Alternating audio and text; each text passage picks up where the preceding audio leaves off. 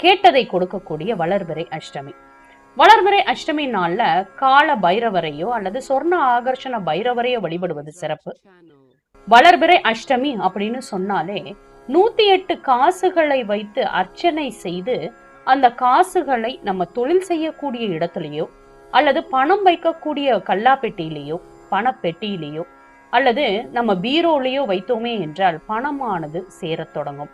நம் வீட்டுல செல்வமானது பெருகத் தொடங்கும்.